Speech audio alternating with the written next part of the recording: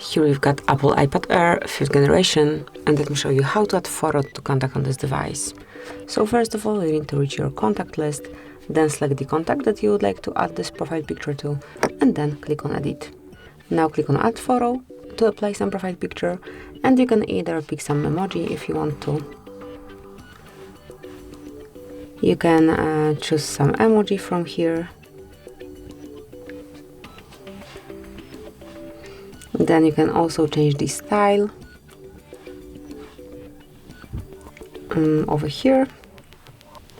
So let me pick, for example, this one, and then if you click on style, you can change the background.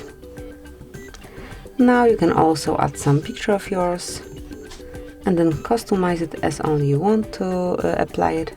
Tap on choose, and whatever you pick, you can also add some filter.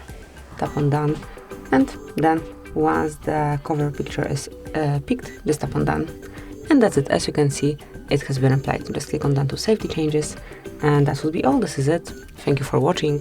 Please subscribe our channel and leave the thumbs up.